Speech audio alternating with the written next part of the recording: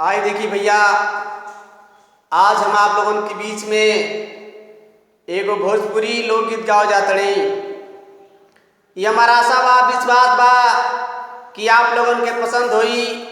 आप लोगों के बीच में आप लोगों के छोटा भाई अब्दुल्ला राय भोजपुरिया पर आप ऐसे ही दुलार प्यार आशीर्वाद दुआ बनोले रही। और ये हमने चैनल के सब्सक्राइब करी, लाइक करी, कमेंट करी, शेयर करी और बेल आइकन वाला घंटी के जरूर दबाई। गीत बा भाई के बंटारा। तीन भाई बाड़ा लो। बड़का भाई खेत में काम करता रहन, छोटका भाई पढ़ाई करता, मझिला भाई सर्विस करता। महिला भाई जब सर्विस से घरे आत रहन, उनके पत्नी तरह तरह के बात से कान भर दिल बाड़ी। कहो तड़ी की रौरा कमाता नहीं आ घर भर के लोग खाता, ये तरह से घर ना चली। उनके मझिला भाई अपने बड़का भाई के पास जात रहन, कहत रहन भैया हो अब अले तो बहुत चलल, बहुत अच्छा बीतल, लेकिन हई सब खेत बाड़ी बटा जाओ, अब अच्छा नहीं। तो उनके बड़का भाई कहत रहन कि देखा बबुआ, खेत बाड़ी गहना गुड़िया सब ही बांटे वाला चीज हो, लेकिन माई के वो प्यार कैसे बटाई। आई है गीत के माध्यम से बताओ तड़ी। दोहावा,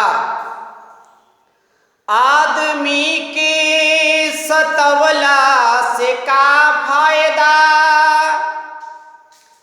दिल पे पत्थरी चलैला से का फायदा। बड़का भाई कहतरन ने हयगना गिराइल बटाइल हिया, तभी तो ऐसनी उठवला से का फायदा। गीत कैसे बा? खेत बाड़ी बट जाई, खेत बाड़ी बट जाई, घरवा दुअरवा पाई पाई बिरना हो। कैसे भाई के सनेहिया बाटल जाई बिरना, कैसे भाई के सनेहिया बाटल जाई बिरना। खेती बाड़ी बट जाई, घरवा दुअरवा पाई पाई बिरना हो। कैसे भाई के सनेहिया बाटल जाई बिरना।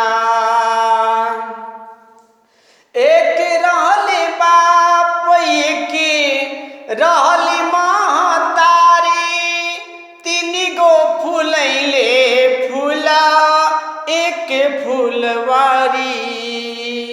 एक रहले बाप, एक रहली महतारी, तीन गो फूलैले फूल एक फूलवारी।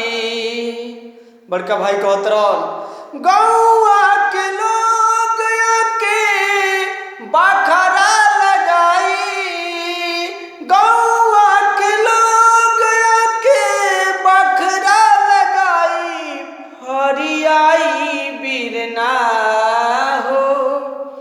कैसे भाई के सनेहिया बाटल जाई बिरना हो। कैसे भाई के सनेहिया बाटल जाई बिरना।